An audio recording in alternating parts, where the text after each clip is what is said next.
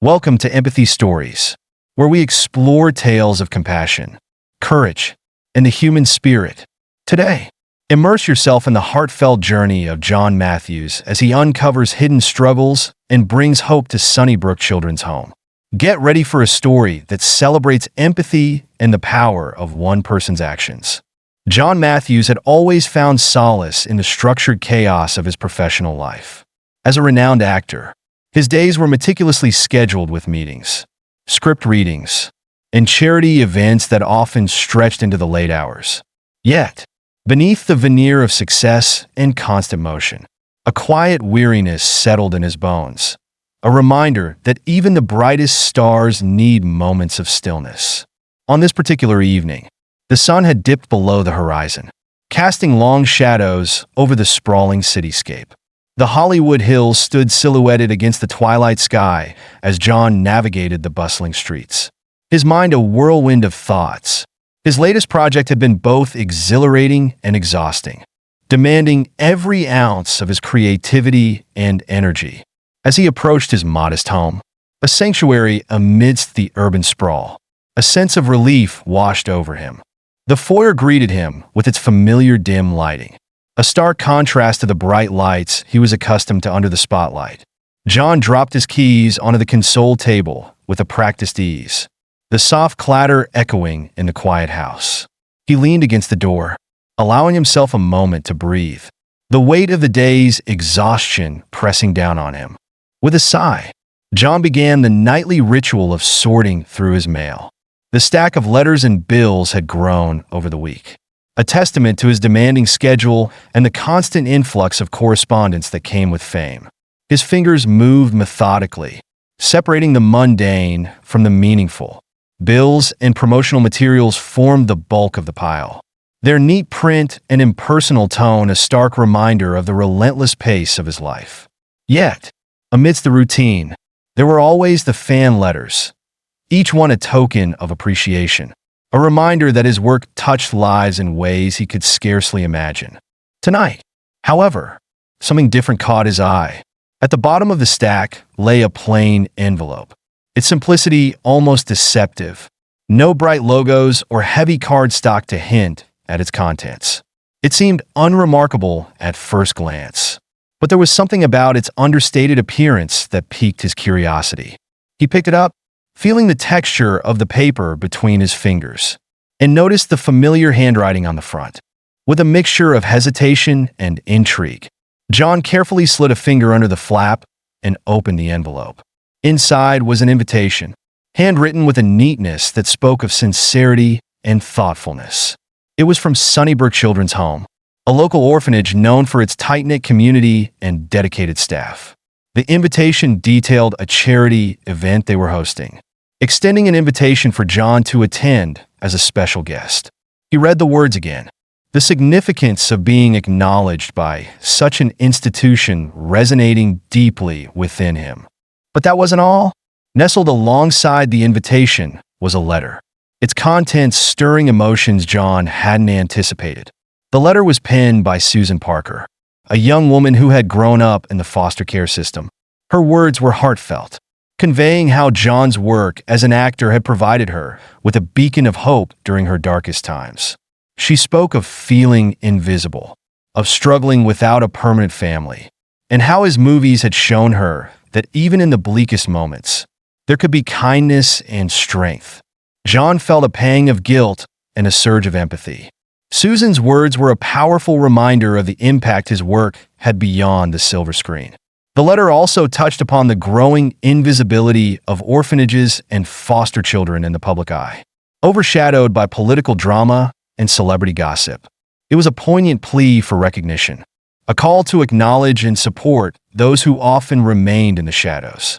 As he sat down in the kitchen with a glass of whiskey, the amber liquid catching the warm glow of the room's lighting, John pondered the significance of these discoveries. The invitation had been overlooked in the whirlwind of his daily life, buried beneath the monotony of bills and promotional flyers. Yet, Susan's letter had reached him, a testament to the genuine connection his work had fostered. His phone buzzed incessantly on the kitchen counter, a barrage of messages and notifications demanding his immediate attention. With a groan, he reached for the device, seeing that his manager, Mike, had sent over a detailed schedule for the next day. The day was packed from morning to night: meetings with potential directors, costume fittings for his upcoming film, a lunch interview with a major magazine, and an evening script reading for a new project. John's eyes fell on the charity event invitation he had discovered moments ago. A pang of guilt hit him as he realized how easy it would be to let it slip by. Lost in the relentless pace of his celebrity life, he contemplated reaching out to Mike about attending, but the weight of his obligations made him hesitant. Nonetheless, the sincerity in Susan's letter tugged at his conscience, reminding him of the responsibility he felt towards those who looked up to him. He made a mental note to discuss the invitation with Mike the following morning, considering how he might find a way to fit the charity event into his already packed schedule. For now, he decided to set aside the invitation, prioritizing the immediate demands of his career. Yet, as he took a thoughtful sip of his whiskey, the emotion stirred by Susan's words lingered, a quiet reminder that his influence extended far beyond the roles he portrayed. Sleep eluded him that night, the images of Susan and the children at Sunnybrook Children's Home swirling in his mind.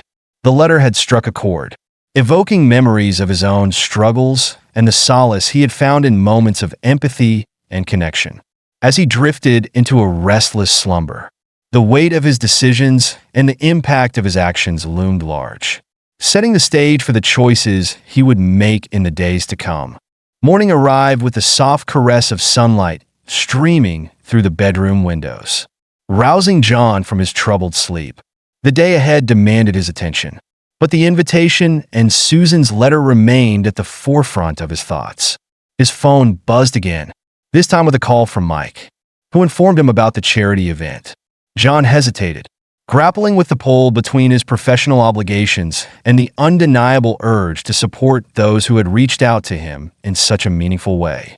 After a moment of internal conflict, John made a decisive call. He spoke to Mike, expressing his desire to attend the event despite the packed schedule. Mike was initially resistant, citing the limited impact and the minimal media coverage the event would garner. He argued that John's time would be better spent focusing on his current commitments, reinforcing the notion that small charities often went unnoticed in the grand scheme of things. But John couldn't shake the feeling that there was more to the event than met the eye. The sincerity in Susan's letter and the emotional weight it carried made him question Mike's dismissive attitude.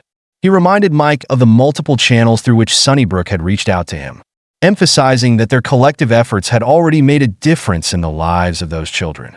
Reluctantly, Mike conceded, allowing John to adjust his schedule to accommodate the charity event. As he prepared for the day, John felt a mixture of anticipation and apprehension. The decision to attend was not just a professional obligation, but a personal commitment to those who had found hope in his work. It was a step towards bridging the gap between his public persona and the real-world impact he could have on the lives of those less fortunate. The drive to Sunnybrook Children's Home was a journey through changing landscapes, reflecting the transition from the bustling urban environment to the more serene and subdued outskirts of Orange County. The orphanage stood as a modest structure, its once vibrant colors faded by time and neglect. The hand-painted sign at the entrance, with its cheerful blue letters and sun partially obscured by clouds, was a silent testament to the challenges the facility faced. Parking in the small, unpaved lot, John felt a surge of determination. The building exuded a sense of abandonment. The sagging front steps, an overgrown garden, hinting at years of underfunding and limited resources. He stepped out of his car, the cool morning air filling his lungs, and approached the entrance with a blend of curiosity and resolve. The door swung open easily, revealing a dimly lit foyer that seemed to have been untouched for some time. Dust lay thick on the reception desk, and the silence was almost palpable. John called out, his voice echoing through the empty halls. But there was no immediate response.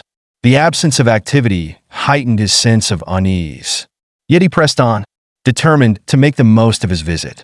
Richard Thompson, the orphanage's director, approached him with a forced smile. His demeanor was polite, but lacked the warmth John had expected. Richard apologized for the surprise visit, explaining that he had only recently discovered John's decision to attend. The interaction was cordial, yet tinged with an underlying tension that John couldn't quite place. As Richard led him on a tour of the facility, John couldn't help but notice the stark contrast within the orphanage. The cheerful playroom, with its colorful drawings and laughing children, stood in sharp opposition to the dimly lit corridors and sparsely furnished rooms. It was clear that resources were stretched thin, with little room for maintenance or expansion. In one of the quieter corners, John spotted two young girls, Mia and Zoe, sitting alone with expressions of profound sadness and fear.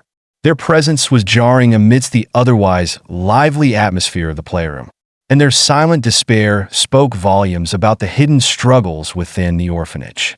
Richard's explanation of a recent flu outbreak seemed inadequate, especially when John observed the girls' burn-like marks instead of typical flu symptoms. The more he interacted with the staff and listened to their accounts, the more John's suspicions grew. Conversations hinted at systemic neglect and subtle discrimination that plagued the facility. The emotional toll on the children was evident, their silent suffering a stark contrast to the outward appearance of care and happiness.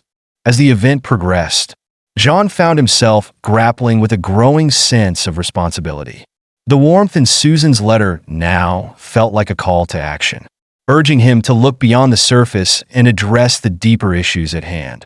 The sight of Mia and Zoe, their eyes filled with fear and their bodies marked by unseen pain, was a stark reminder of the work that still needed to be done. In that moment, John realized that attending the charity event was more than a gesture of goodwill. It was a chance to make a tangible difference in the lives of those who had been overlooked and forgotten. The emotions stirred by his visit, the empathy he felt for the children, and the profound lessons about visibility and compassion would shape the path he was about to embark upon. As he left Sunnybrook Children's Home that day, John felt a renewed sense of purpose. The visit had unveiled the hidden struggles of the children and the systemic issues that allowed such neglect to persist. It was a call to action, a reminder that true change required more than just words and gestures. It demanded unwavering commitment and heartfelt empathy. John Matthews knew that this was just the beginning of a journey that would challenge him, inspire him, and ultimately lead him to a deeper understanding of the impact one individual could have on the lives of many. The lessons learned from Sunnybrook would stay with him, guiding his actions and shaping his legacy far beyond the silver screen. John Matthews felt a palpable tension as he approached Sunnybrook Children's Home the following morning. The decision to attend the charity event weighed heavily on him, a blend of professional duty and personal conviction driving his steps. The early sunlight cast a gentle glow on the modest building, but to John, it seemed more a symbol of hope than the vibrant facade it once might have presented. As he parked his car in the small, gravel-laden lot, John took a deep breath, steadying himself for what lay ahead. The drive from the bustling heart of Orange County had transformed the landscape, leaving behind the orderly suburban streets for a more secluded and serene environment. The air was crisp, carrying the faint scent of blooming wildflowers that struggled to thrive in the untamed garden surrounding the orphanage. Stepping out of his vehicle, John was greeted by the sight of the weathered sign, Sunnybrook Children's Home. The blue letters, though faded, still held a touch of cheerfulness, but the surrounding overgrown vegetation whispered stories of neglect and the passage of time. The entrance, a simple set of wooden doors, stood slightly ajar, as if inviting him into the heart of the institution. Richard Thompson, the orphanage's director, met him at the door. Richard's demeanor was polite yet strained, his smile not quite reaching his eyes. He extended a hand in greeting, the gesture more formal than warm. "Mr. Matthews, thank you for coming. We weren't expecting you so soon." John shook his hand, noting the firmness of Richard's grip, an attempt to convey professionalism despite the underlying tension. "Thank you for having me, Richard. It's a pleasure to be here." Richard led John through the foyer, the space dimly lit and sparsely furnished. Dust particles danced in the beams of light that filtered through the windows, adding to the sense of abandonment that lingered in the air. As they walked down the corridor, John couldn't help but notice the stark contrast between the cheerful playroom adorned with colorful drawings and the shadowed hallways that seemed to hold secrets within their walls. "This way, please," Richard said, gesturing towards the playroom. "This is where most of our activities take place." The playroom was alive with the sounds of laughter and playful chatter. Children of various ages engaged in games, their faces bright with joy. John watched as they interacted, their carefree demeanor a stark contrast to the heavy emotions that had been stirred within him by Susan Parker's letter. Yet, amidst the laughter, there was an undercurrent of something unspoken, a subtle tension that only someone with keen observational skills could detect. Sunnybrook has always prided itself on creating a nurturing environment for these children. Richard continued, his voice steady but lacking the enthusiasm it once might have held. Despite our limited resources, we strive to provide them with the care and attention they deserve. John nodded, his mind racing with questions. The outward appearance of the playroom suggested a place of happiness and support, but the shadows in the corridors hinted at deeper issues. He decided to explore further, driven by the memories of Mia and Zoe, the two girls who had captured his attention with their silent despair. As they moved deeper into the orphanage, the atmosphere shifted. The cheerful colors of the playroom gave way to the muted tones of the hallway. The walls adorned with faded posters about child safety and education programs. John noticed the corners of the posters curling with age, a silent testament to the facility's struggle to maintain its former standards. They entered a small room at the end of the hallway, the light dim and the space sparsely furnished. Through a circular window in the door, John caught sight of two young girls, Mia and Zoe, sitting alone in the corner. Their expressions were heavy with sadness, their eyes reflecting a fear that was all too real. Unlike the other children, they seemed disconnected from the joy that filled the playroom. Their presence a stark reminder of the hidden struggles within Sunnybrook. Richard glanced over, noticing John's lingering gaze. These are Mia and Zoe. They've been with us for 3 years now. John approached the window, his heart aching at the sight of the girls. Are they all right? They seem different from the others. Richard's response was carefully measured. We've had a few challenges recently. Mia and Zoe have been under quarantine due to a mild flu outbreak. Nothing serious, just taking precautions to ensure the safety of all the children. John's eyes returned to the girls, noting the subtle signs of distress that went beyond the physical symptoms of illness. Their skin bore a faint redness, not typical of a common flu, and their postures suggested a lingering unease that couldn't be easily explained. Flu, he echoed, a hint of skepticism in his voice. Richard nodded, trying to maintain a reassuring tone. Yes, it's nothing to worry about. We're doing everything we can to keep them comfortable. As they continued the tour, John couldn't shake the feeling that something was deeply wrong. The contrast between the lively playroom and the somber isolation of Mia and Zoe created a dissonance that resonated within him. He engaged in casual conversations with the staff, overhearing snippets of dialogue that hinted at systemic neglect and subtle discrimination. The words were often veiled, conversations rarely delving into the true nature of the challenges they faced. During a break in the tour, John found himself in the dining area, a sparse room with long tables and mismatched chairs. The atmosphere was quiet, the hum of conversation subdued compared to the lively playroom. As he sat down to enjoy a light breakfast provided for the event, his gaze wandered to the dormitories, a series of small rooms with bunk beds crammed closely together. Each room seemed to tell a story of overcrowding and limited resources. The walls lined with outdated educational posters that offered little comfort or encouragement. John's thoughts drifted back to Susan Parker's letter, the words echoing in his mind. The feelings of invisibility and neglect that she described mirrored the dissonance he was witnessing within Sunnybrook. It was a profound lesson in empathy, a stark reminder that true care required more than just superficial gestures. It demanded a deep, unwavering commitment to understanding and addressing the underlying issues that affected those in need. As the morning progressed, the event moved to another section of the orphanage. The cheerful playroom had been transformed into a makeshift stage, where John was to deliver a short speech of support and encouragement to the children. As he took the stage, he felt the weight of their gazes upon him, the silent expectations of those who saw him as a beacon of hope. "Hello, everyone," John began, his voice steady but filled with genuine warmth. "It's an honor to be here with you today. I want you to know that each and every one of you is special, and your stories matter."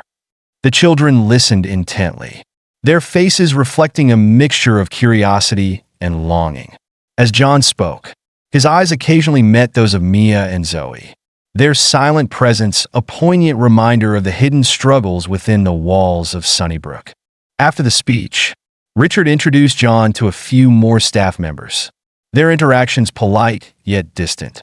John couldn't help but feel a growing sense of unease, a nagging suspicion that there was more to the story than what was being presented.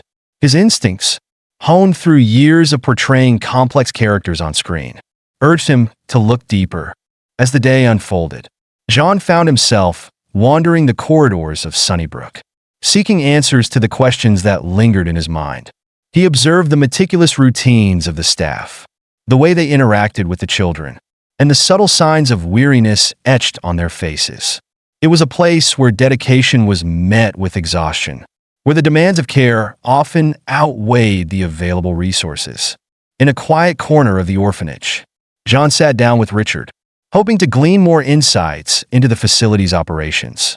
"Richard, can you tell me more about the challenges Sunnybrook is facing? It seems like there's a lot more beneath the surface." Richard sighed, the weight of his responsibilities evident in his demeanor. "Sunnybrook has always been a labor of love, but maintaining it has become increasingly difficult.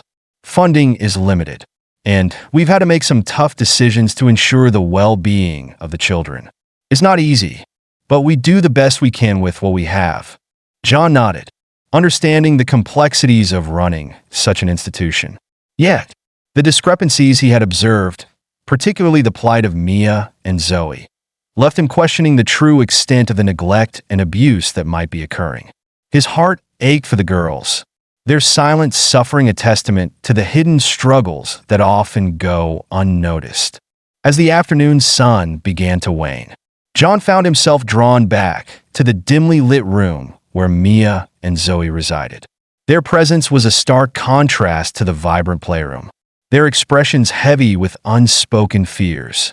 He approached them cautiously, his voice gentle and reassuring. "Hi, Mia." "Hi, Zoe," John greeted softly, kneeling down to their level. "How are you both doing today?" The girls glanced at him briefly before returning their gaze to the floor, their silence speaking volumes. John could see the hesitation in their eyes, the fear that seemed to emanate from their very beings. It was a stark reminder of the vulnerability that children in such environments often face. Before he could delve deeper, Richard appeared, his presence a subtle shift in the room's dynamics. "John, it's time for us to wrap up the event," he announced, his tone brisk. "We need to prepare for the evening schedule." John felt a surge of frustration mixed with concern. "Richard, I need to understand what's really going on here. These girls, Mia and Zoe, they're clearly suffering. Is there something more I should know?" Richard's expression hardened slightly, a defensive edge creeping into his demeanor. "John, we've been transparent about the challenges we're facing. These girls are under quarantine for a mild flu outbreak. There's nothing more to it." But John wasn't convinced. The redness on the girl's skin, the absence of typical flu symptoms, and the overwhelming sense of fear that surrounded them told a different story. He decided to push further, hoping to uncover the truth that lay beneath the surface. "Richard, can I speak with you privately?" John requested, gesturing towards a secluded area of the orphanage. Reluctantly, Richard agreed, leading John to a small office tucked away in a quiet corner. The room was sparsely furnished, with a worn-out desk and a single chair. As they sat down, John maintained a calm and respectful tone, hoping to encourage openness. I appreciate everything you're doing here. Richard, John began, but I can't help but feel that there's more to the story. Mia and Zoe, they're different from the other children. Their behavior, their appearance, something isn't right. Richard leaned back in his chair, his face a mask of controlled frustration. John, I assure you, Sunnybrook is doing everything possible. Mia and Zoe have had a tough time, but they're receiving the care they need. John's eyes met Richard's, searching for any signs of deception. I'm not convinced. Their condition doesn't align with a simple flu outbreak. Have there been any other issues? Incidents that might have been overlooked? Richard's facade began to crack, a flicker of unease passing through his eyes. We've had our share of challenges, like any institution, but we handle things as they come. If there's a problem, we address it immediately. John leaned forward, his voice gentle yet firm. Richard, sometimes problems aren't as visible as they should be. The girls are clearly distressed, and it's not just physical. Is there something else going on? Abuse. Perhaps. The room fell silent, the weight of John's words hanging heavily in the air. Richard's expression shifted from frustration to something resembling panic, his composure wavering. John, you don't understand the complexities of running a place like this. We make sacrifices every day to ensure the children's safety and well-being. John felt a surge of empathy for Richard, understanding the immense pressure of such a role. Yet, the truth needed to come to light for the sake of Mia and Zoe. I understand that, Richard, but if there's something you're not telling me, please let me know. These children deserve to be safe and cared for. Before Richard could respond, a commotion echoed through the orphanage, drawing both their attention. The sound of raised voices and shuffling footsteps filled the corridors, a stark contrast to the previously quiet atmosphere. John felt his heart race, a sense of urgency compelling him to act. We need to go, Richard said abruptly, standing up from his chair. Now! John followed him through the maze of hallways, the noise growing louder with each step. They reached the kitchen area, where a group of children gathered, their faces a mix of fear and confusion. In the center stood Richard, his demeanor increasingly erratic as he shouted commands and berated the twins, Mia and Zoe, for what seemed like no clear reason. What's happening? Richard, John demanded, stepping forward to confront the situation. Richard's eyes darted between John and the children, his facade of control slipping away. These kids are causing disruptions. They need to understand the importance of following the rules. John's gaze fell upon Mia and Zoe, their eyes wide with fear, their bodies tense and unresponsive. This isn't about rules. Richard, these girls are clearly distressed. Why are you treating them this way? Richard's response was a mixture of anger and desperation. I do what I have to for the sake of Sunnybrook. You don't understand the pressures we face. John felt a surge of protectiveness for the girls, his empathy overriding any hesitation. Richard, stop this. They're not sick. They're being mistreated. Before Richard could retort, another voice called out from the back of the kitchen. It was Susan Parker, the same young woman whose letter had brought John here in the first place. Enough. Richard turned sharply, his frustration momentarily quelled by Susan's intervention. Susan, this is none of your business. Susan stepped forward, her presence commanding attention. It's everyone's business when children are being hurt. You need to stop this now. John took the opportunity to address Richard directly, his voice calm but filled with authority. Richard, we need to do what's best for these children. If there's a problem, we can find a solution together. Richard's face contorted with a mix of rage and fear, his previous composure shattered. You think you could just waltz in here and fix everything? Sunnybrook isn't your responsibility. John felt a deep sense of sadness, realizing the extent of Richard's struggle. Richard, you can't let them suffer like this. We can help each other. As if in response to John's words, the tension in the room became almost tangible. The children watched in silence, their eyes flickering between John, Susan, and Richard, the weight of their suffering pressing down on everyone present. In that moment, John understood the profound lesson that life often taught through its most challenging experiences. True empathy requires action, courage to confront uncomfortable truths, and the willingness to stand up for those who cannot defend themselves. The love and compassion he felt for Mia and Zoe transcended his professional life, merging with a deeper sense of purpose that he had never fully explored before. "We need to get help," John insisted, his voice unwavering. "This isn't something you can handle alone." Richard's shoulders slumped, the fight draining out of him as the reality of the situation settled in. I don't know what to do anymore." Susan stepped closer, placing a reassuring hand on Richard's arm. "We'll figure it out together. But we can't let these children continue to suffer." John nodded, feeling a sense of solidarity with Susan and the children. "I'll help in any way I can. Let's make sure Mia and Zoe are safe." As they began to assess the situation, John felt a renewed sense of determination. The journey to Sunnybrook had unveiled the hidden pain and struggles within the orphanage, but it had also ignited a spark of hope. Through empathy, love, and unwavering support, there was a path forward to healing and transformation.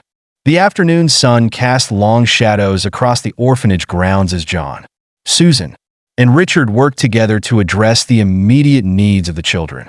The lessons learned from this experience would not only shape the future of Sunnybrook, but also leave an indelible mark on John's own journey of understanding and compassion. Thank you for joining us on Empathy Stories. We hope John's transformative journey at Sunnybrook Children's Home touched your heart and inspired you to make a difference in your own way. If you found this story moving, please like, subscribe, and share to support more narratives that highlight the strength of empathy and the impact of compassionate actions. Until next time, stay kind and keep believing in the power of change.